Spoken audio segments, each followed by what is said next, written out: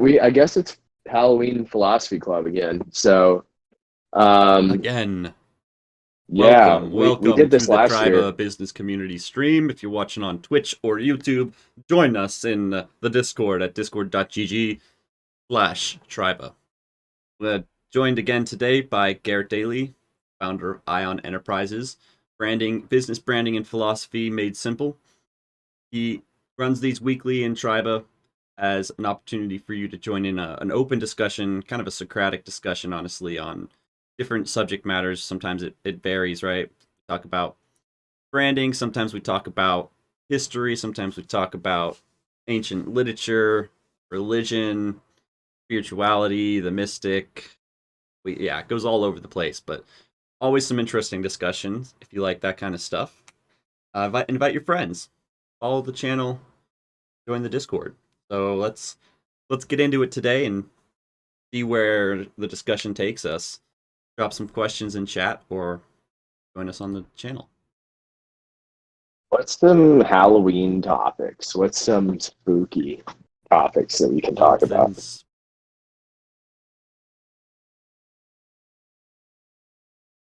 well, I mean, I know one way I can make it spooky is just No, switch over. damn Ah, yes. Happy spookies, fam. Make I a don't know. snake What come out of my about face. that? Doesn't even make sense. All right, we'll just back to normal old Sam. Normal old Sam Yeah, here. let's see. I don't know. How about we talk about the paranormal today? That's a spooktacular thing. Definitely could make for some interesting conversation here. We're joined by Clara, BU, and Ryan here as well. Welcome to the chat, guys. Some of our regulars haven't shown up yet. Give them a few minutes to hop in, but yeah. So I guess the paranormal. So what do you think about all the different television series? What have you watched on that kind of stuff? I'm assuming you've watched like X Files, stuff like Yeah, that. we're like halfway through X Files. I need to finish it. We were watching it every day for a long time, and then I just have not felt motivated to finish it. Supernatural. I also watched the first half of that and never finished it. I would like to go back and watch that at some point, though. I know it gets crazy. It's also like 20 seasons or something, so that probably will never happen. But What was the um, show? Oh man, is it Supernatural that Fringe, has those two guys, the two the brothers? two brothers. That's Yeah, Supernatural. Yeah. yeah. I watched like probably 90% of that with Summer.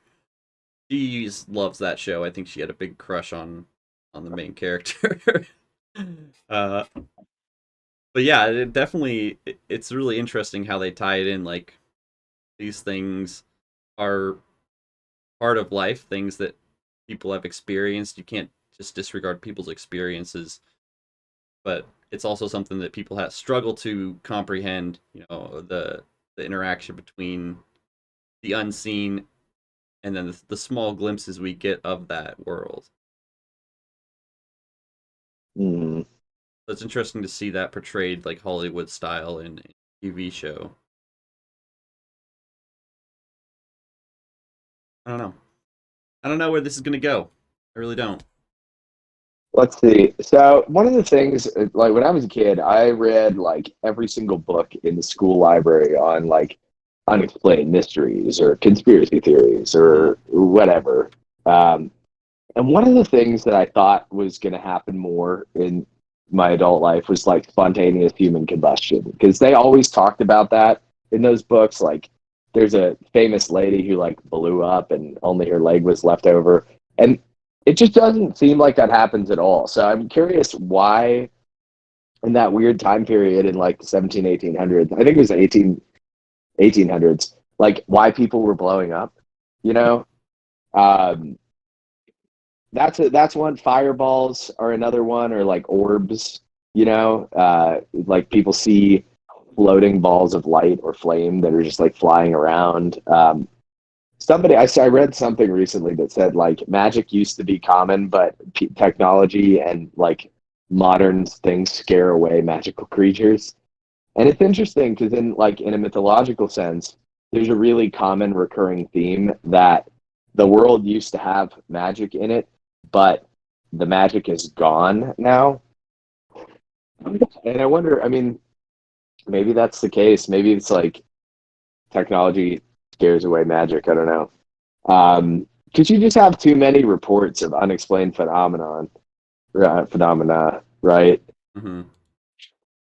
And I don't know, it would make sense to me. Like dragons, that was one of those things. It's like, why does every culture in the world have an idea of dragons? Like they have it in the East, they have it in the West. It doesn't make any sense. But people are very convinced that they were real, and then suddenly they're not. But you could even look at like Leviathan, which is probably a biblical sea monster or dragon of some sort. There's like the Revelation dragon, with 7 heads and 10 horns on each head. And I don't know. That's probably more symbolic than it is like a literal 7-headed beast. But there is like a lot of these references to dragons and other unexplained phenomena. Bigfoot, the Yeti, giants, vampires. Vampires, I get. Like, okay, somebody once said that the 5 classical monsters are because they're 5 different like body parts. Let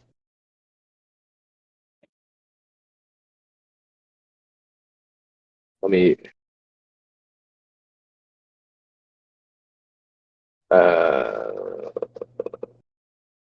I have no idea how to find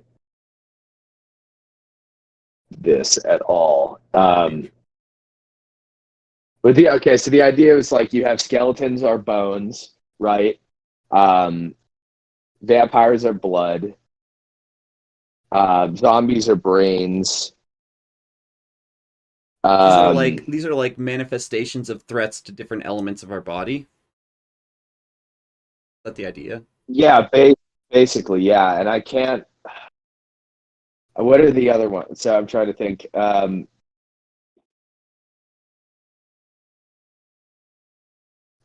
Wait, you said dragons are what? no, dragons aren't in this. Dragons are different. They're like a Dragons are lungs. symbolic kind of thing. No, dragons aren't one of them. Um, Samantha said dragons are just dinosaurs. Maybe I could see that. Like it's some kind of weird genetic memory of dinosaurs.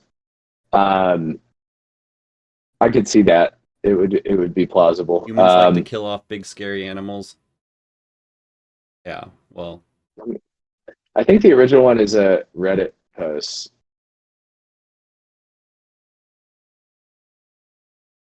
that's true. We Um, do we do tend to kill off a lot of things.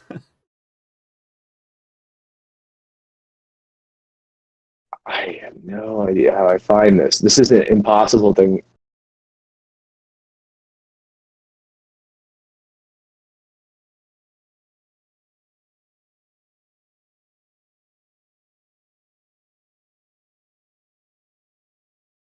What are we trying to find? The I'm like original imagine me like that dude. Who's the guy on Joe Rogan's podcast in the background? young Jamie. Well, here's the thing. Jamie. It was like a post where it's like all it was either Reddit or Tumblr, because that's where these long text posts come from. And it's like saying that all the different types, the classical types of monsters are ghosts, are spirit. That was one of them. Uh, Ghosts, vampires, skeletons, um, zombies, our brain.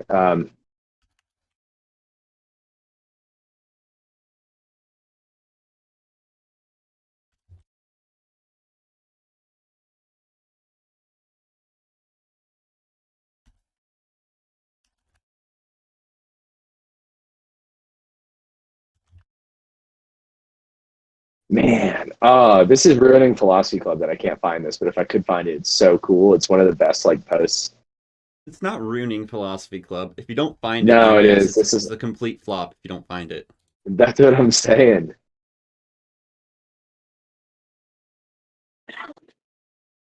Okay, well, If you would give me a little more information, what yeah. was the like I the have no title? idea. Like I don't know. I don't know what any of it is. I just know it talked about. It's like, whoa, what when you realize that the classical types of monsters are all different parts of the body but take it to an extreme, right? Like zombies are brains, ghosts are spirit, right? Vampires are blood, skeletons are bones, mummies are flesh. Maybe I think I don't remember.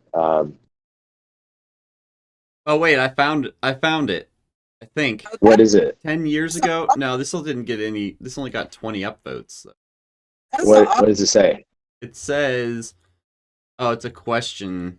I guess the comments it gets into it a little bit. It says, what metaphors, aspects of our mainstream culture are being played out in the vampire zombie stories? That's just that. That's not it.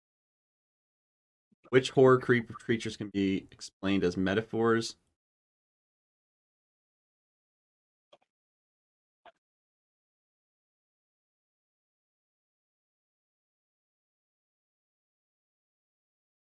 I've never heard that before, guys. Thank you. Of something you have realized before? Mm-mm. I said it's something I've never heard before. The correlation of the Oh, metaphor. Yeah, I thought like it was so clever. I'm trying to find.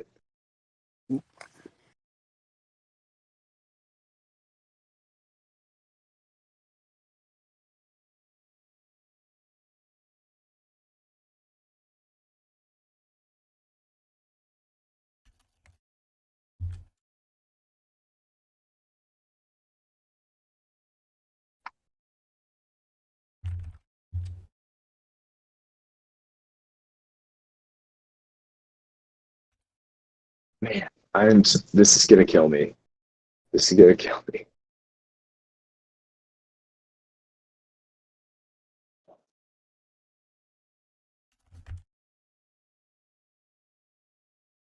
What's the topic for today's class? your mom. We're talking about Halloween stuff, but it's really bad because I have this specific post that I'm trying to find, and I cannot find it for the life of me. Um, How's it going, Alex? Pretty good, pretty good. I've now found Brain that like time. this is small brain time. I feel so stupid.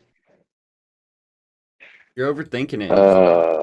Okay, we're moving on. I've given up. I'm never gonna find it. It's okay. It's Um, okay. We get the concept. We get the concept. This is more about generating discussion, right? yeah. So where were we going with that? I don't know. Supernatural Well, fucking I entities and just want to ask a monsters. question. Why?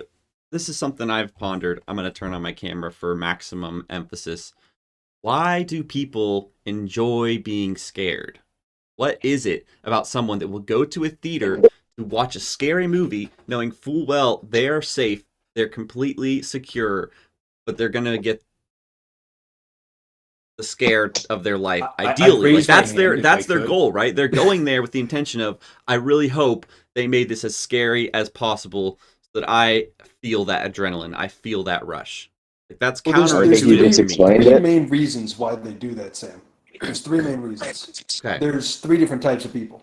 So there's the type of person who goes there because of the adrenaline rush that you just mentioned, the excitement, the thrill of it, right? Right. They like the impact on that. Right. There's the second type where there's a school of thought where, and this is why a lot of dictators usually stay in power for far too longer than they should, which is fear often activates for a large portion of the population, and not all, but for a large portion of the population, the centers of the brain that associate with um, stress, and oftentimes stress is linked to arousal. So do with that information as you will. I'm not going to go anywhere near that. Right. The third I found, at least for myself, anyways, and I don't really watch many horror movies, but the very few I do, they have to have an aura of like mystery. I'm a huge sucker for a good mystery. Hmm. So it's like a really souped up drama. Yeah, but the speaking of dramas, like High I stakes find drama. myself more going towards like horror stuff that is just intriguing, kind of like I guess you could No, the Hannibal Lecter show isn't really uh, horror It per is. It's se. It's just a fucked up, You're but thinking it's more a like low jump scare. psychological, I think horror is yeah, kind of the I mean, same like way. Like for jump horror is scare. supposed to be like a deeper psychological trauma or stimulation, whereas like a scary movie is supposed to be like jump scares in the moment. Like there's a Oh, lingering I'm thinking impact of like, watching Hannibal Lecter. well, no, I thought, I guess there is a difference then of like taste and what you're looking for, because some people go after that sort of like Hannibal Lecter stuff, or even the Lovecraftian like cosmic horror stuff in what was that movie, Annihilation, where they had a really fucked up bear screaming as a man, and then they showed like that was the definition of unnerving horror that you just can't that get was the away from. most unsettling thing ever. That was so good. Annihilation is so good. So good.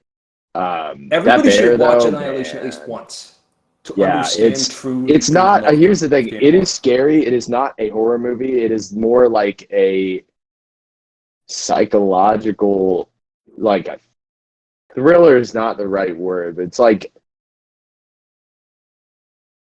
oh man, how would you do? I guess it's like a psychologically unsettling sci-fi story, but it's really good. It's really Yeah, good. It's cosmic horror. very original. Yeah, it's a little bit of What's I it guess called it is again? kind of cosmic horror, but I feel like the point of it is less about like it's not really about the sci-fi as the point. It's more of like a metaphor Right. for a specific thing that I won't tell you until you watch it and then look up. It's very obvious what the metaphor is after you watch it, um, but it's not like about anything kind of like crazy. The movie itself is crazy. Annihilation Oh yeah. is the name. Another really good sort of like what the fuck is going on level horror scary movie is it's a good classic. Son of a bitch, I forgot the name of it. It was that movie where it involved the Professor Grant from Jurassic Park as the villain for whatever reason, and he's got like missing eyes in one scene and stuff.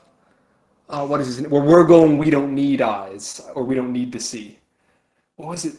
What was it? It was in space too, and everybody always says, "Oh, Event Horizon." There we go, Event Horizon. Event Horizon.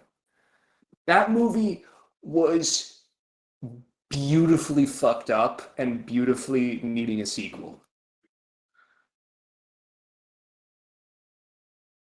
Are you still finding that article, Garrett? No, I've never seen Event Horizon, but I did hear it was awesome. Uh,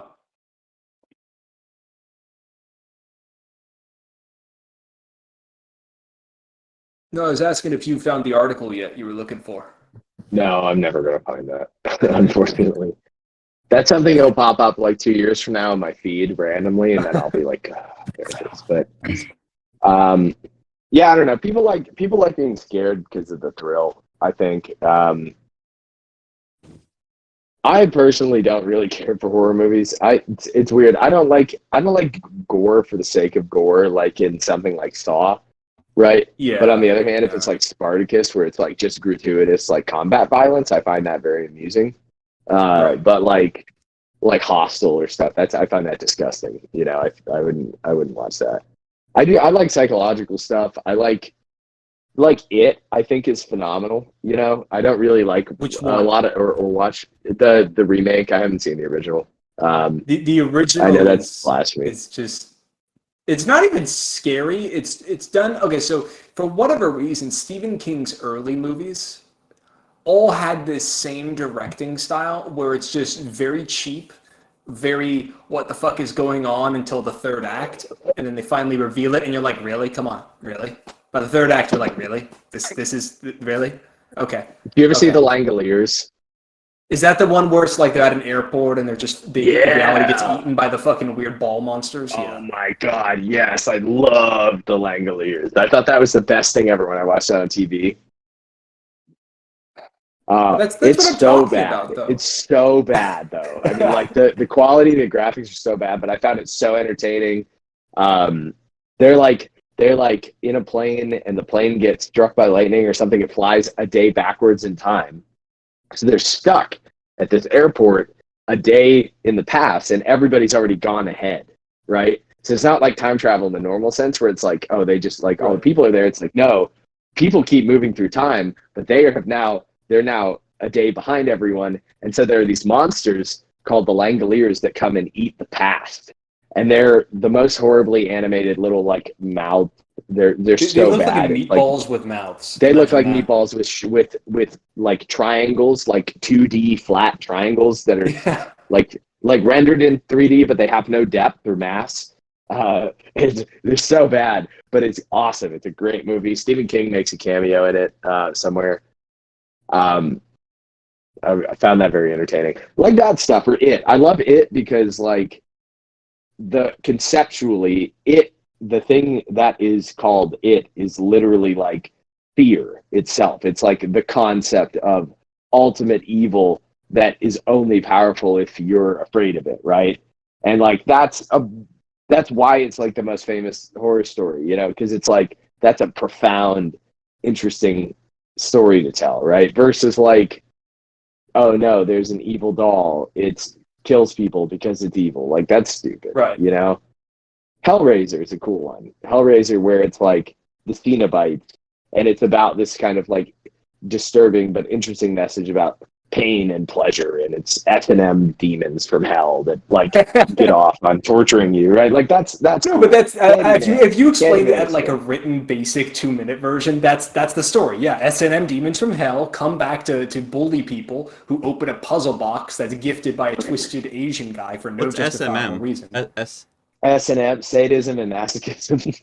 BDSM is the same, basically. I think they're technically different, but it's basically the same thing. But they're like leather demons that torture you for weird sexual purposes. Yeah. Okay. Beautiful. Nice. Yeah. But that's like Pinhead. If you've ever seen Pinhead, the guy with all the nails sticking out of his head, that's from that. Mm. That's a more interesting one. You know, like I enjoyed the first Hellraiser movie. I think that's the only one I saw.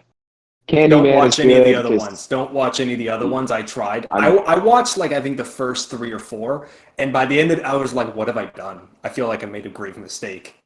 Yeah, I just like puzzle boxes personally. I really want like a complicated puzzle box, and I never found one that was sufficiently complicated. That's really unsatisfying. We're talking about things that I thought as a kid there would be more of in the world. I thought there'd be more like real puzzles. They're not really. And they're not ever like, hey, you can use this puzzle to open up the secret fucking tomb or something. Like, no, nobody does anything cool like that. That's really disappointing. No. What's another? Are you talking about like the old mummy movies from the early 2000s? Yeah. What the hell? Those are great. Yeah. I rewatched the first one again. I loved it. It really is a solid movie. Also, on that note, I loved the cartoon of that when I was a kid. Oh, yeah, I loved the cartoon as a kid, too. That was so good. What's another good horror story? Like, oh, you know what was really good is The Haunting of Hill House, I thought was pretty good.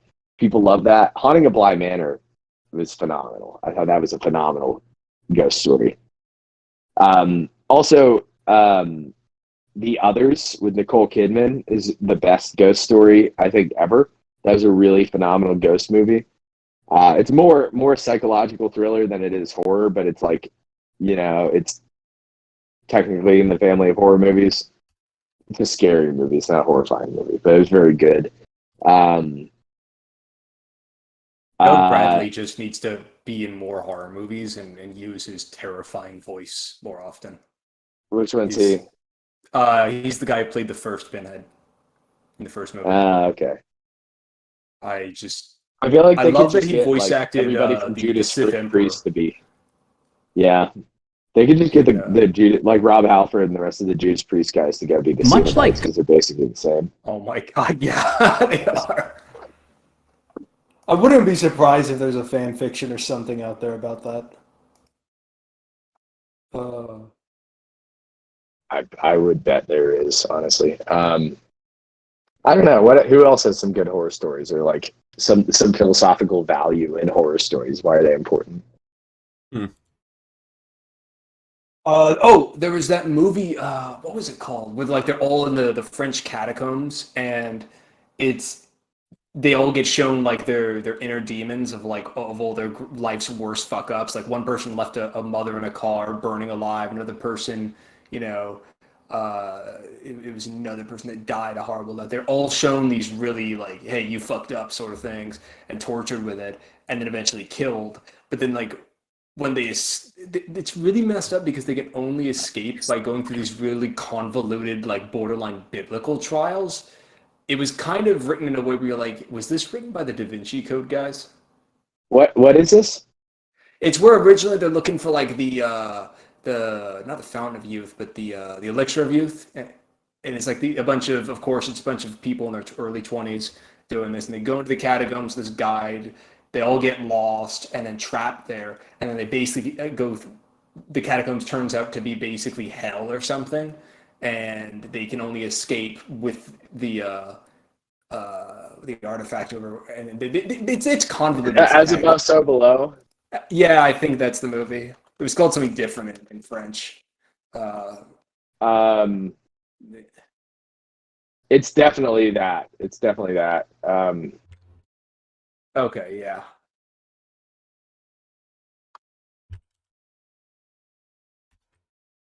Yeah. Yeah. Found footage of a documentary crew experiencing the catacombs of Paris, loosely based on the 7 layers of hell.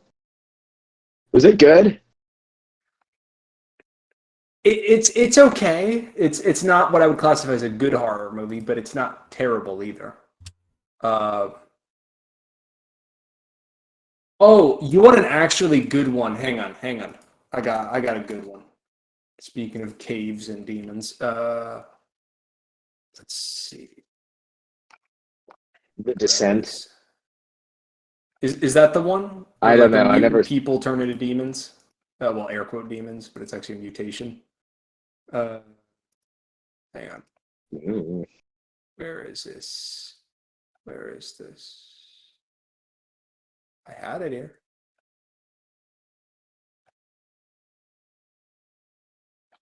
Hang on. I joined late, so what are we talking about? Horror movies. Oh, perfect timing. It's the Halloween episode. Spooky time. I mean, the xenomorph is a good parable for just in general weird ass sexual stuff. I mean, the original design for the first xenomorph had the thing in the front. Yeah, H.R. Geiger is like some kind of, it's a weird sexual deviant combination of people and technology. That's like where the guy who did the art for Alien movies, all of his art is like that, H.R. Geiger. Alien, those are good movies. Oh yeah, all right, here. This will be probably the thing that we can ride out to the end. Samantha said, talk about the ties of mental health and demon possession as a theme among scary stories. So my theory, the way that I've always looked at it, is that if it was 500, 1,000 years ago, you wouldn't have said, hey, that person is schizophrenic, or that person is like a psychopath. You would have said that they're possessed by demons, right? So the way that I've looked at it is, in your brain, you have basically neuroscience suggests that we have what are called micro-personalities, or different circuits in the brain. And so you have like hunger is a circuit, right? If you're hungry, then that circuit gets activated. If you're starving, that circuit takes over, right? So a normal person probably isn't going to like kill you for your sandwich, but a starving person who hasn't eaten in 2 weeks, right, probably will kill you for your sandwich, right? Especially if you don't want to give them a sandwich and you've eaten in the last couple hours, right? So in that sense, hunger, it could be perceived as a demon that is normally under control, right?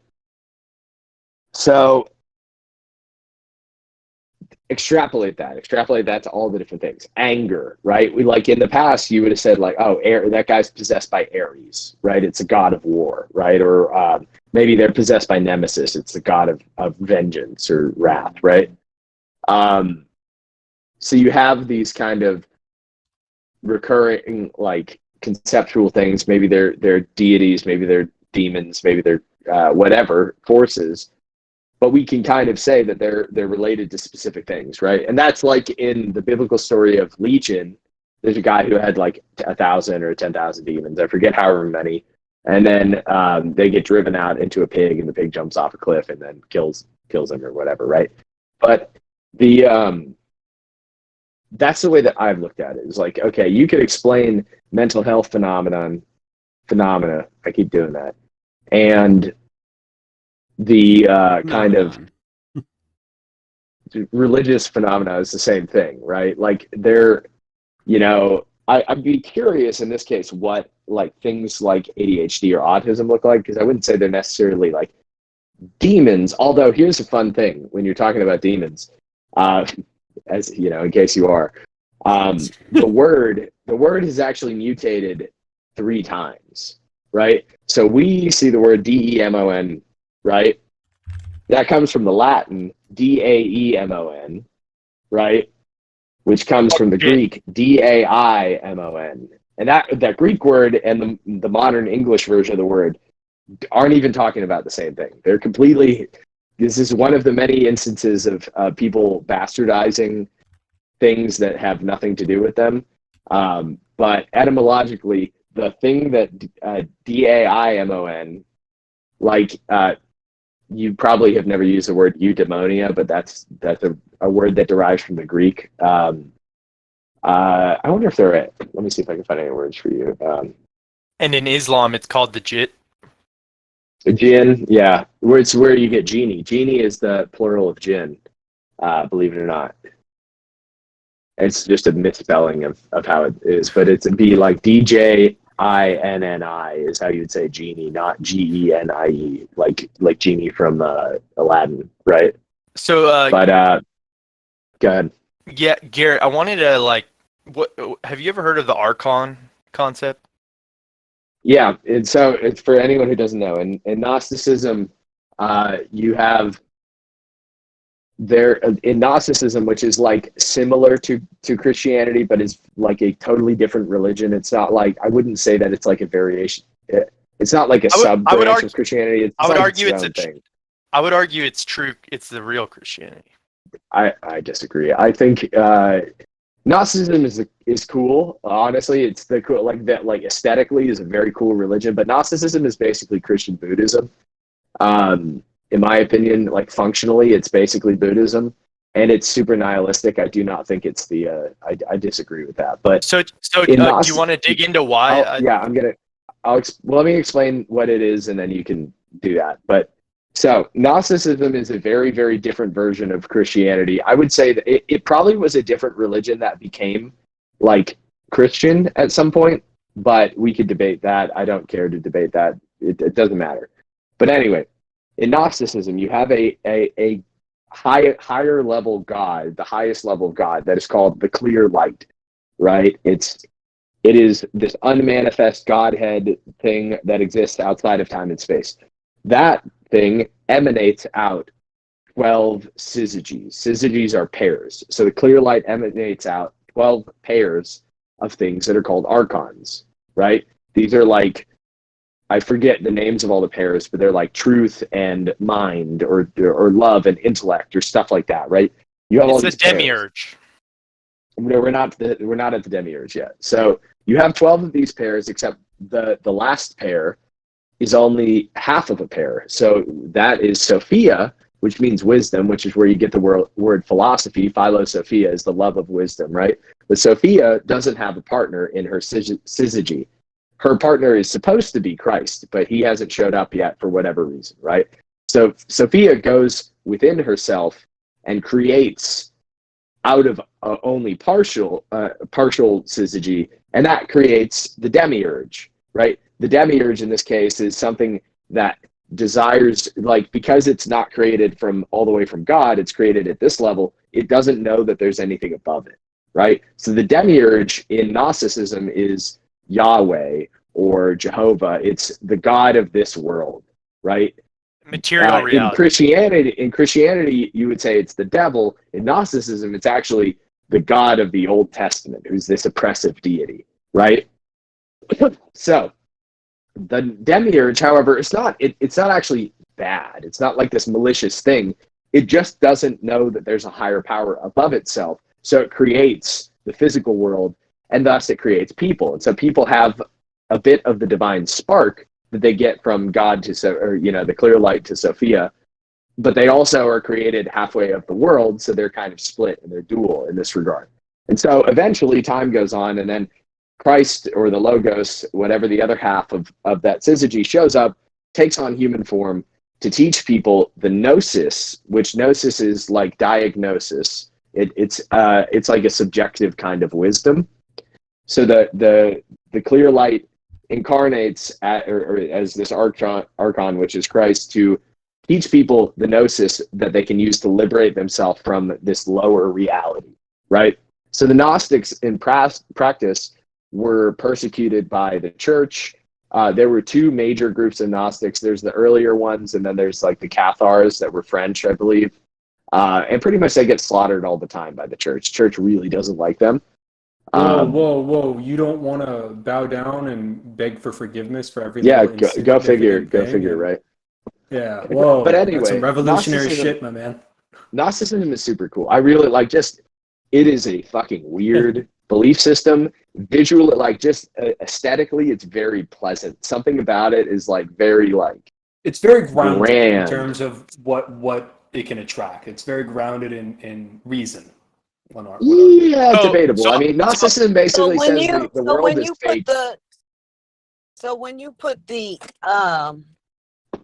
ag in front of Gnostic, what is the origin of ag?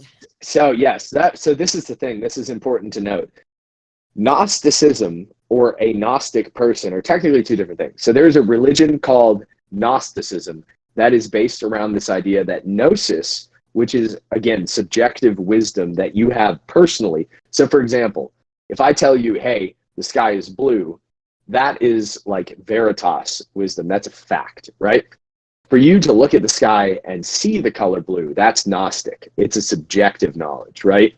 So that's the thing. Gnosticism is about achieving gnosis, which is subjective wisdom, not just knowledge. It's not just knowing the thing. It's experiencing this subjective knowledge that liberates you from the material world, right? It's actually it was considered her.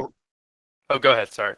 I was just going to say it was considered heretical by the church to see salvation in that Gnostic interpretation. Yes, it's extremely heretical to the traditional versions of Christianity. Again, it's almost its own religion. It's very, very dissimilar from Christianity, in my opinion, or at least what you would call mainstream Christianity. It's very dissimilar from that. Agnostic is different. So when you say someone is, like, for example, you have, let's say there are four types of religious people. You have Gnostic theists, right? Someone who believes, basically to say someone is Gnostic, in this case, not the religion of Gnosticism, but to say I am a Gnostic means I believe that you can know there is a God, right? Agnostic means I don't believe that you can know that there is a God. So an agnostic theist would be someone who doesn't believe that you can know that there's a God, but believes there's a God anyway. An agnostic atheist is someone who doesn't believe there's a God because they don't believe you can know. And a Gnostic atheist is someone who believes that you can definitely know that there is not a God, right? So Gnostic means you believe that you can know. Agnostic means you're unsure about it. You believe you can't know for sure, right? Those are Gnostic means the state of knowing, right? And then you it's the same thing. Like, diagnosis is like to pull out wisdom from, right? To diagnose something. Same thing, prognosis, right? You're making wisdom. You're prescribing wisdom. You're moving towards wisdom. Hey, my prognosis is that you have cancer, right? Or AIDS. I'm diagnosing whether or not you have cancer or AIDS. I'm getting that wisdom out, right? So, and again, the way that I use Gnostic and Veritas truth is different than the way most people would use it, but Gnostic truth is subjective truth. It's like enlightenment is Gnostic. honestly, gnosis and enlightenment pretty much mean almost exactly the same thing. I would say that's basically gnosis is like Western enlightenment, and enlightenment is like Eastern gnosis. It's kind of the same thing, right? But like Buddhism is a Gnostic religion. Buddhism is basically Gnosticism. It's almost exactly the same thing. It's like, hey, the world is an illusion. Hermeticism. Yeah, I'm the least familiar with Hermeticism. Like Hermeticism and Kabbalah, I don't know that much about. Unfortunately, I really should learn more. I need to read the Emerald Tablets. It's just way too much fluffy ceremony and not enough substance with those systems. Yeah, wait, hold on. Bane, elaborate on that. Well, for example, there's a lot of blinds, and there's a lot of double blinds, and there's even a lot of useless tools that are archaic and don't really need to be utilized to achieve the results that they're looking for in those respective systems. So the whole thing about it is the mind. Look, what I'm getting at is a fancy. The mind? No, what I'm getting at here is, so the same reason those systems have various tools and various implements and outfits and symbols and whatnot is the same reason the voodoo priest in the Congo has them. Is because it's simply a means of getting into trance-like states and to getting into the states of mind where they perceive they can experience these things. It's a matter of immersion and disassociation from the arguably subjective reality. Well, you start getting into the land of paradox in nature. No. Because I think they're trying to have a purely logical, universal explanation. Like that's what I'm kind of reading from you. No. What I'm getting at is, so the reason I don't like highly ceremonial systems is because it is, there's two issues with it. Is one, there's an obsession with initiation, and two, there's an arguably insufferable higher obsession with the fancy tools. The fancy tools are not what allow for any degree of enlightenment, nor for any degree of trance-like states. However, they do have their use in immersing themselves into different states of mind and into different paranormal experiences. So my view with the state of gnosis is you actually don't need any ceremonial or meditative prep. It's like it's a fundamental acknowledgement that reality is initially just a projection, and through perception you can basically decide your own perception. Now, you can believe perception is delusion, right? But you can't argue that's still not the perception. So you don't need any ceremonial elements to it. This is where I have problems with this stuff, and this is frankly where I have the same problems with like Buddhism and everything else. Like, I think that there's like it's very difficult to talk about these things because we're talking about Gnostic concepts, right? We're not talking about, hey, this table is made of wood. You know what wood is, I know what wood is, you can touch the table, we can agree, right? We're talking about things where if you think the word means something and I think the word means something different, then we're going to go on having a conversation about these things, think that we are communicating and actually are not communicating at all. It's very difficult to talk about these things, right? So where I think that things went wrong, and this is my opinion, right? I'm not saying this is empirical at all. None of this is empirical, period. But also, this is my kind of like philosophical disagreement with the Gnostics and the Buddhists. When people say that like all is mind, right?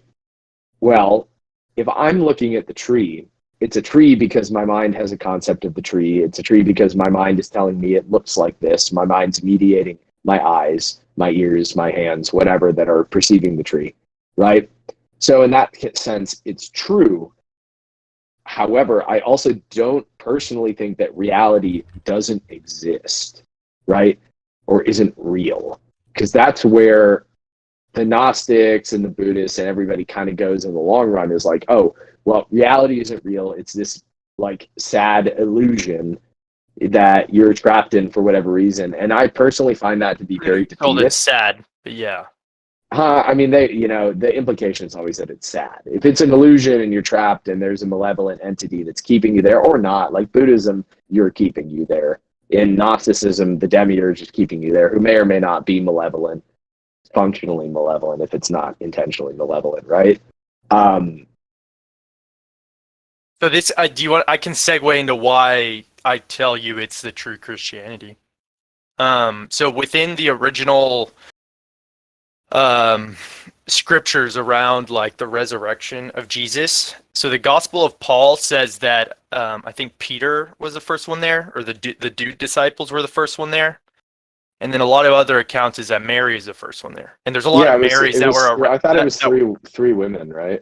Yeah, it's like Mary. It was Mary Magdalene, his mother, and then like and then I can't remember the other one.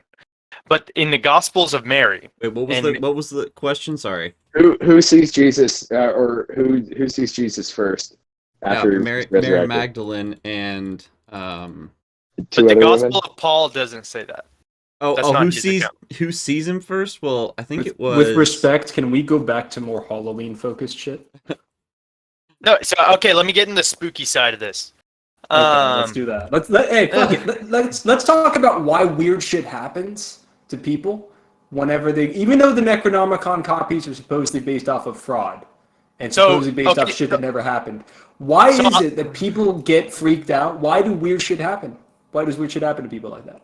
I think the archonic explanation, it actually makes a lot of sense, and you can kind of encapsulate it basically on all the lore of all the Earth.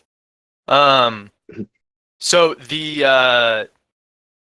in the Gospel of Mary, and there's a big difference in how Peter interpreted Christ's teachings, and then how Mary interpreted Christ's teachings, and specifically salvation. So Mary, in the Gospels of Mary, and remember this, she was a woman, and Peter was also very anti-women authority, did not believe women should have any authority or be able to speak. So what Mary, who is like basically Jesus's girlfriend, and that's high heresy. That's high heresy, but in my opinion, that makes more sense to me. But so in the Gospel of Mary, the concept of salvation was that through the inner self and of the mind is the only mechanism to be truly liberated from the demiurge reality. So it's basically the acknowledgement that reality, as you physically or materially acknowledge or perceive it, is a lie, and to liberate from that, you have to ascend beyond that. And that kind of goes back into this demiurge concept, and this plane of like the mental, spiritual, dimensional plane. Peter, on the other hand, so like in the early Christian church, it was divided into two. So there's basically like the Petrian teachings, and then there's the Mary teachings. And the Mary kind of is more acknowledged in the East. And then the obviously Peter is in his tomb is ultimately what led to the creation of the Vatican. But so it's a fundamental disagreement on how you achieve salvation or liberation or heaven, or not even heaven, because they don't even really acknowledge like this is hell. It's just like this is not God. And it basically, its acknowledgement through the inner self and of the mind is the only way through it. And they view the tree of life as kind of like a mushroom, which kind of gets into all the psychedelic, trippy stuff with how your pineal gland is basically the only gateway through to this larger ecosystem. And to be liberated from the material is the only true mechanism of salvation, which is fundamentally different than what the church teaches. And they actually teach that like self-interest, I guess, or like internal focus on the self is heretical and demonic. So it's like a complete. So one's a complete inversion. They're completely opposite perceptions. And the argument that Mary was teaching more of true Christ was that it falls in line more with the Gnostic, and it gets out of like how people see Christianity, and it goes into a bit of Hermeticism, like Garrett mentioned, Buddhism, and it's how a lot of these concepts of nature and like higher spiritual reality converge. And then you can kind of dig in, Bane, to the archonic elements of how like these manifestations, conspiracies of like interdimensional reptiles, like different gods or different tribes across the earth that worship like different deities that are all like archonic deception and stuff like that. I sincerely doubt all of them are interlinked to the what you deem the archonic deception, purely based off of how bizarre accounts are of supposed real, various different experiences.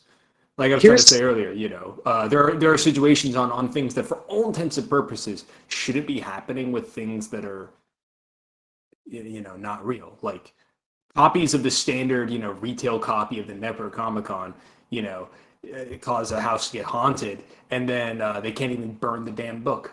There's actual accounts of that. I feel that honestly, that's that's like, what the heck's going on here? I feel like that's just like hysteria. I don't know. No, so it aligns with the overall belief, and it's that like your perception. The Necronomicon is Of invented demons. by H.P. Lovecraft. It's not even a real thing. I'm aware it isn't, but it's often interlinked with him. No, but people are just, that kind of it's stuff about always. the Matt Arab and this guy named Al Aziz or something like that. It's a Middle East. It's like a Middle Eastern Muslim. No, but it's made up. It's something he made up. Yeah, it's all bullshit. But Yeah, what I'm it was- getting at is, if it's all bullshit, which we can agree on, how is it that just weird shit happens around it? Is it a matter of, okay, it's bullshit, but because of the perception that they think it's somewhat real, I don't know, maybe they are able to experience an element of reality other people aren't temporarily. If you perceive it, it's real. Like that, that's the fundamental aspect. So it's like how this information field like transmutes people's perception on what is real versus like just basic control of perception and like the most first principle fundamental acknowledgement of like you create reality through your perception. People are just stupid too. I mean, honestly, people are stupid a lot of the time, and it's like, here's like, I don't know. I'm a big fan of Occam's razor, which is that given a variety of options, the simplest one is usually true, right? Right. So here's the thing with Gnosticism is, I don't know. If you take enough psychedelics, the experience of a full-blown psychedelic break from reality is very, very much like Gnosticism. It's very much like Gnosticism. It's like, hey, guess what? Reality's not real. It's all an illusion. And then it's like, okay, cool, you can die, right? Like, here you go. You can escape from reality right now. And it's like, well, I like reality though. Like, I like that we have the world that we live in. And I think that's the thing is, recently somebody was like, hey, do you want to do DMT? And I was like, I think there's a higher level of psychedelic stuff that I've not accessed or whatever, but I have learned. I have to hop off, guys. I forgot I had a meeting at 1. Later, Sam. All right, sorry. Basically, what I've learned, and when I was younger, I probably would have done it, but it's like I've finally found a place in my life where I have some degree of contentment with the way the world is, and I don't really have the great desire to like get more enlightened or see